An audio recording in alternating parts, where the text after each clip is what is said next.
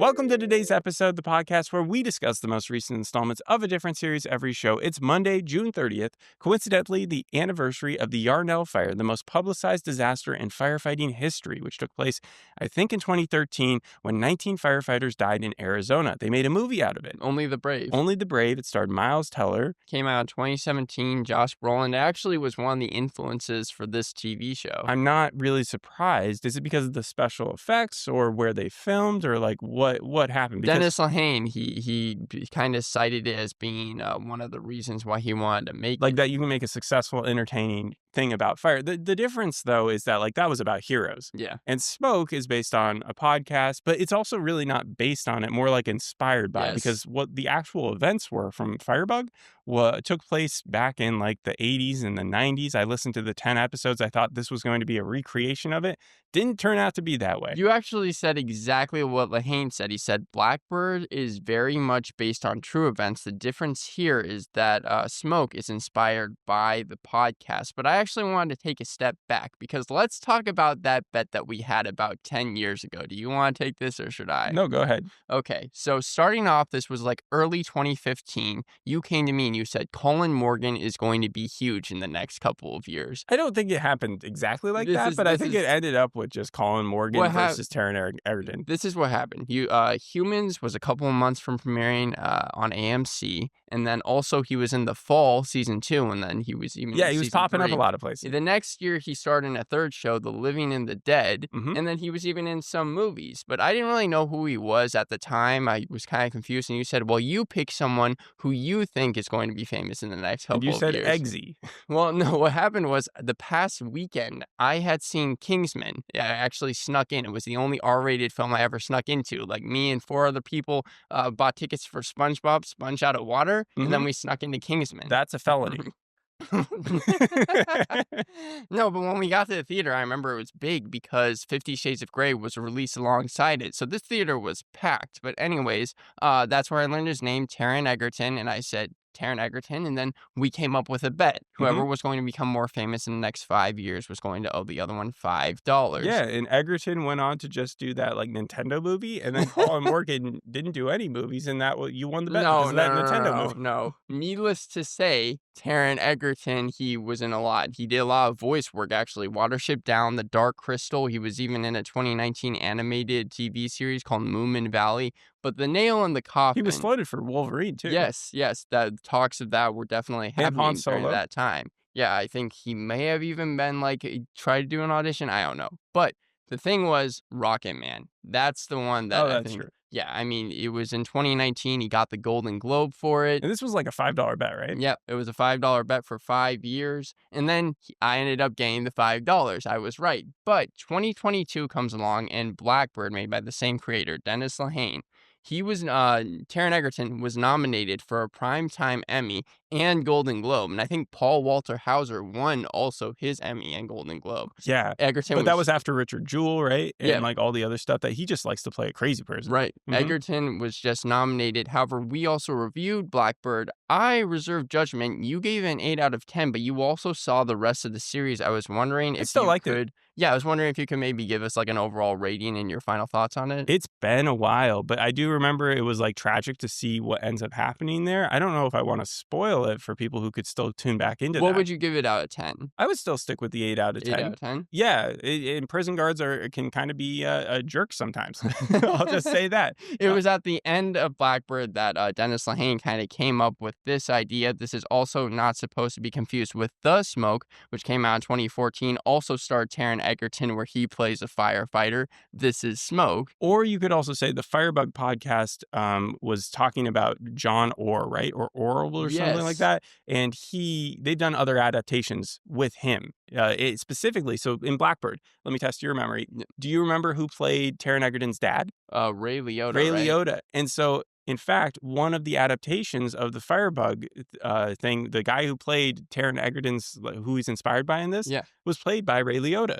But Oh, that I was didn't like, know that was that. a terrible movie. And it came out in the mid 2000s. And I think they even mention it in the Firebug podcast. That's how I knew about it. What Lehane said was he was going to bring two things over because, again, the idea came to him when he was finishing up Blackbird. He said that he was interested in fire and what it meant psychologically, which Firebug goes into. And he also said he was really interested in John Leonard Orr. However, aside from those two things, he said it was completely different from the podcast. Yes and no. Yes and no. We'll get there. Okay. But we're talking about arson today. Taron Egerton is back doing an American accent with Smoke, Apple TV's latest drama. It's 9 episodes. We're only reviewing the first 2. Yes. The first one's like longer than the second one. I think it's like an hour 7, and then the second one's only like 57 minutes or something. But Taron Egerton plays Dave Gudsen, not John Orr. John Orr, yeah. Okay. And it's modern day. Dave is an arson investigator, and there are 2 serial arsonists on the loose. One that likes to start fires at grocery stores and retail shops, very Firebug-esque, and the other that likes hunting their victims down and burning their houses. But their victims have to be happy. They have to have just like gone through a graduation or a celebration of some sort, Marriage? a wedding. Like Yeah. they're just thrilled. And so yeah, we'll get into that. But Dave's got a knack for fires. If he was around during Lemony Snicket's series of unfortunate events, those Baudelaires would have known exactly how that fire started a lot quicker, which we find out, I think, later in the series. So that would have been funny. He's kind of like Dexter, where it's like he knows a lot about blood, right? And Dexter is like a crime scene analyst. Yes, and he also, good, apt comparison. Nonetheless, Dave is partnered up with a cop, Detective Michelle Calderone, played by Jurnee Smollett. You saw her in Lovecraft Country. That was actually the last TV show she did. This is the first TV show she's done in 5 years. I've heard her name a lot, though. I feel like she was in something else that we talked about, at least in the podcast. I don't remember where, but she has a host of issues in this show. She's got PTSD. Someone in her family or someone very close to her burned something when she was a kid. We keep on seeing flashes of her, like, seeing the fire. She had an affair with the chief of police, her boss, who's played by Rafe Spall, and he's still giving her a hard time about it. So, like, she called it off when he said he was going to leave her wife, and we see all these scenes where he's kind of, like, bullying her, and he's like, you can't get much farther down the line than fire detective now, can you? And so she also hates drywall. We see her bulldozing her own house. I guess she's flipping it. I don't know what's going on there. She's bulldozing her own house. Well, I mean, she took a hammer to a drywall? wall, just kind of like Punisher style in the first episode of Punisher when he's just demolishing. But if you hate drywall, you would think that maybe you wouldn't go with that house. I don't know. I just made a joke that she hates drywall. But anyways, Dave and Michelle's relationship gets off to a rocky start. They're both got these like egos, and the chief of the fire department has to be the one, Greg Kinnear, who lights a fire under their asses. Basically, he is going to be in trouble if these 2 arsos just go crazy. And so he's like, if I go, you guys go, you're going to get in trouble too. So by the end of the first episode, we also learn that one of the arsonists, we do get it locked and loaded, that Freddie Fasano, he's a fry cook at Coop's Fried Chicken. He's clearly had a tough life. He's very reclusive. He gets like talked down to by his bosses and coworkers, and he takes his anger out, I believe, by using jugs of gasoline, or that's what from work. And then he goes and follows people, the happy people, and he burns down their houses when they're sleeping. That's how the first episode ends. Okay, so he's a villain. I was wondering, well, my question for him was, is he more a villain or a victim? They're all villain victims, except for, I would say, probably Dave. Dave would see himself as a victim, but in truth, he is more just a villain. Is Taron Egerton, I know you haven't gotten the second episode yet, but is he giving 2 different performances? Oh, yeah, I know what you're saying that. So, like, that was more a John Orr thing, right? Where he has 2 sides of himself. It kind of gets down to his book that he starts to write. We'll talk about that in a second. Okay. So You're Happy Makes Me Sad. That's the name of episode 2. Dave and Michelle are working up these profiles for these arsonists. Michelle has several leads. She thinks that the grocery store arsonist is a fireman based on the sophisticated triggers that they're using. They have like this cigarette contraption where it has to like bleed all the way down to the bottom wick, and then it'll like explode, and then it'll cause the rest of whatever surrounding it. It's kind of like what you see in those like 80s movies. Sure. Yeah. I mean, this is the guy who invented it in the 80s. So she has like factored in the schedules of all the firemen in the district, and she's figured out that there's only a couple who have the same off days as when the fires come out. And so so they start interviewing people, and it doesn't go well. Firemen do not like to be like second guessed, especially if they're being accused of starting fires. So the first one kind of is like, well, I drive the truck, so how else are people going to get there? The second one, whose name is Arch, also insults her, calls her a DEI hire. And so she gets really, really mad at Arch, and she starts to follow him. Right. Right. So wait. So this is important distinction. It takes place in present day. Yeah, I said that like Right. Yeah. 5 Yeah. times No. now. No. I know. But the podcast took place in the 90s. 80s and 90s, yeah. Did you see the change as being like, should they have kept it in the 90s or 80s, 80s or 90s? Yeah, I like the change. I like most of the changes they did, because if they kept it too similar, then I would do what I did with Happy Face Killer, and I would just not be able to see the parts that they changed. That's why I think the Ray Liotta movie and the other adaptations like probably failed, because they weren't able to do it justice. And if you like, yeah, they're just given more freedom with what they can possibly like creatively do. So Dave is more interested in the jug fire guy. And so Michelle is more on the grocery store arsonist. He's more into the jug fire guy. He's like trying to get in the guy's head. He's pretty sure he knows how the guy stalks his victims. He even goes to like the bar. I think this is in the first episode, where the family that gets burned down at the end of the first episode, and he kind of like figures out that the guy was sitting at the bar listening to what was going Oh, on. like eavesdropping? Yeah, and so he could tell that the family was happy. And so in the second episode, when they interview the guy who got burned, still survived, that guy kind of reminded me of a Chernobyl victim, where his face is just like half scarred and he's like just dealing with the ramifications that he's never going to have a normal life again. That makes so much more sense with the poster for this thing. I thought that it was a straight up like ripoff of Before's poster. I'm gonna get to the posters. All Apple series have a very similar close-up shot where there's just a face and a distortion going and like on. half the eye is missing or something. Yeah, no, and then there's a little her, the little Yes. Jurnee Smollett in the eye. Yes, the poster, if you look at the posters of Smoke, Before, Lizzie's Story, Constellation, Murderbot, Disclaimer, Shining Girls, all of It's them like are the the same. same They have thing. one main character in the front, and something's going on with their face. So Yes. it's a well-known Apple thing. It's on purpose. And so yeah, Michelle is confronting these firemen, and she follows Arch at first with Dave's help, but then by herself. Like she just gets it in her head that she wants to catch this guy. She goes to his place, right? And she breaks in. She doesn't have a warrant. It's like his second location. It's out in the forest somewhere. She goes on downstairs and she finds this dungeon. I think it's a sex dungeon, but it might just be a kidnapping dungeon. We don't know. That's creepy. And so that's when she gets spooked. She hears that Arch is behind her.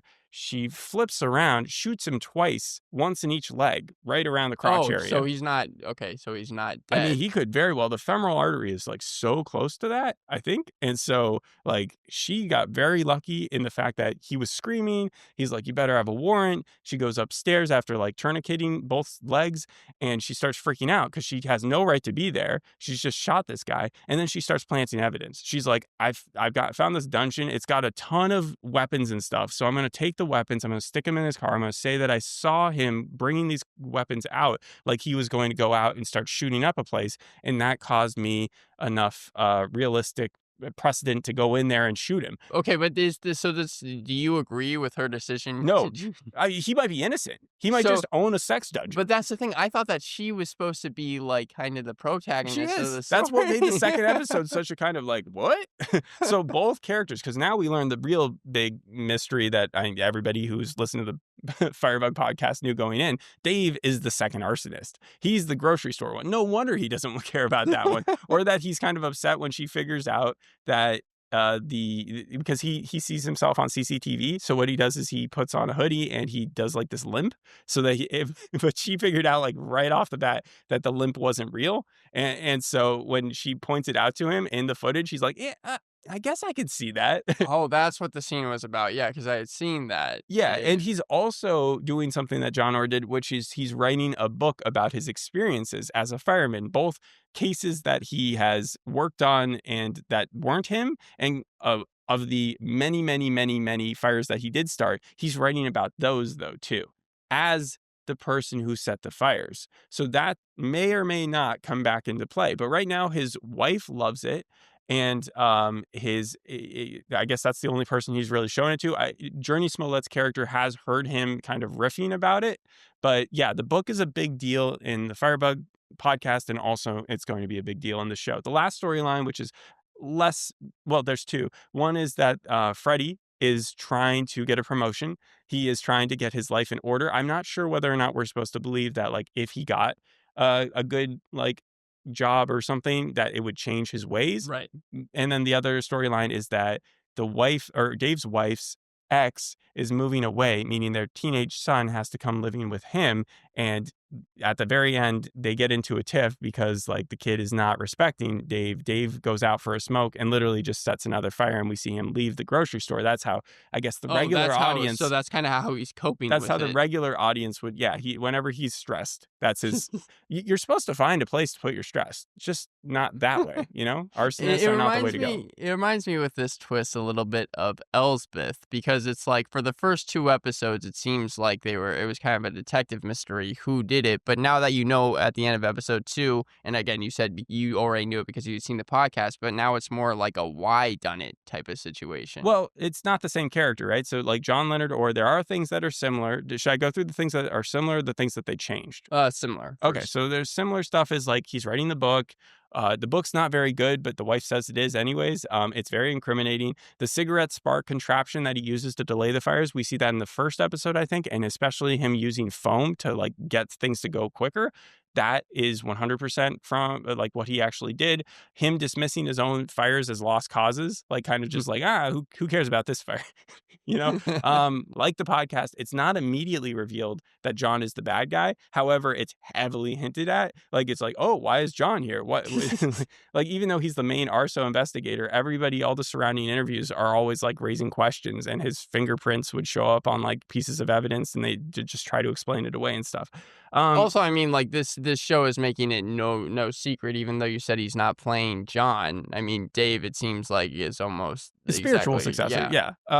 It's also the first scene where he's having a nightmare and he's stuck in a house where there was a fire and he's crashing into mirrors. That's directly from one of the experiences that John Orr had, and they talk about it in the podcast. One of the few times that he actually felt mortal is when he was stuck and he just kept on like one of those rooms where I've seen people do it with bathrooms where they have mirrors on both sides. And so he got stuck in one of those because he couldn't tell where he was going. And that opening scene with Egerton was real. Like they wanted to use very little special effects. So like Egerton was on a burn stage with pipes all around him that were shooting actual fire. Like CGI was not really a part of that. Even the fires that Freddy started with the house and stuff, Apple, I don't know if it's because of City on Fire or whatever else. They've done a lot of fires and they usually pay out to make the CGI look pretty good. It's even better, I would say, than We Were Liars, the fires in that. The way the fire exploded in one of the scenes with the grocery store, you see it from a woman's perspective who is stuck in there, and she leaves. She's able to escape, but as she's escaping, she opens the door and the fire just bursts out. And that's the way they describe it in the podcast too, because fire loves oxygen. And so like it just pulls towards the direction. So once she opens that door, she gets severely burned, and like literally a piece of flesh just like slides off her arm. And so, yeah, you do not. Burning would be one of the most painful ways to die. How graphic is the TV series? So far, pretty graphic, and I wouldn't be surprised if it gets more graphic because the crimes that John Orr did, Dave's characters, bad. It's not good. And so yeah, him flashing his badge when he walked into the bar to find out more about the jug guy, kind of just giving a 1-2, making it seem like he's almost a police officer. That's a very John Orr thing. Also, there's a car chase where they're chasing Arch. They're trying to tail him without him noticing. Right. It's kind of interesting because they have a scene like that in Firebug where they're chasing John Orr, hoping that he doesn't realize that he's being tracked. So they're stealing different elements from it. And then the Happy Face Killer, it's funny, we did that show, right? Yeah. We also did Dirty John. All those characters have sort of a similar, or all those people in real life have sort of a similar vibe, psychopaths, where they're control freaks. They got family issues. I think 2 of them at least tried to become cops earlier in their life and then were rejected from that. They stalk their exes. I think in Happy Face Killer, he literally does some of the same things John Orr does. He like starts fires around the place that his wife was living, trying to get them killed. Yeah, well, in the TV show or book? I think in both. I think we see the flashback. Do you remember when they're in the lake in the first episode? Yeah. And then like she remembers that there was like a fire later on, or like a bear attack. No, it was a bear, right? He had like put bear stuff outside and you'd hope that the bear would come. Yeah. From reading the book, I remember, that guy was like completely out of his mind. There's similarities though. That's what I'm trying to get at. The funny thing though is because it's not the exact story. It's not Fight Night. It's not Happy Face Killer. It's not Mindhunter. It's not Dr. Death, Dirty John, Blackbird. We haven't really done a lot of true crime that's made up crime. Yeah. This is made up crime. I mean, Sorry, go ahead. I was going to say the original TV show name, like 2 weeks before it came out, was Firebug the Smoke. And then they just decided to change it to Smoke. They definitely had to, because the names are different, the time period's different. The second arsonist, I'm sure it's inspired by someone, but that wasn't in the original story. Michelle's backstory, and they don't even take place in a real place. Like, this is Umberland, Orrington, which is on the like in the Firebug podcast. That's all, I think, LA or at least California.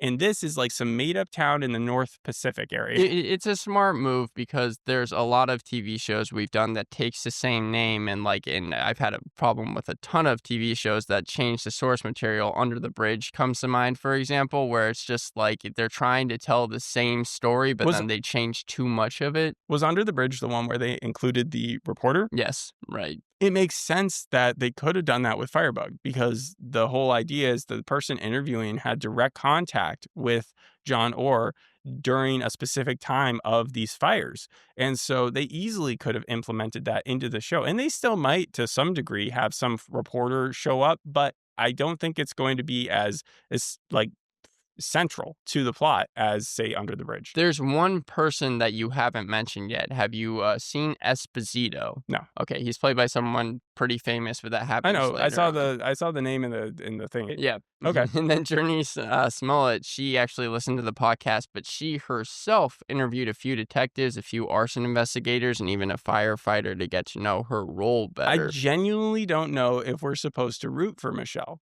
Like, at first, I'm just like, oh, so she's the good guy, and she's the one who might even track him down. At the end of the second episode, she's like, we weeded out Arch. He wasn't the bad guy. And she's telling this to the guy she had the affair with. So they have their own turbulent relationship. But she's like, there's only a couple other people on the list. And then they show you Taron Egerton. And so she may already be on his heels. And if she turns on him, I wonder how long it will take afterwards before anybody else finds out. Well, this isn't supposed to be a miniseries. Actually, Dennis Lehane has an idea. He's wanted it to last at least 3 seasons. Wow. And he says that he has his plan as to where every season is supposed to end if he were to get it. It hasn't been renewed for a second season yet, though. Well, that's interesting, because I only have 2 cons for this show. Most of it is very well done. I'm enjoying it. It's just, again, with Michelle's story, I don't have a good person to root for right now. Freddie, Michelle, Dave. Like, Michelle, the most, I feel like that might be where they try to give her some grace because of the Arch guy,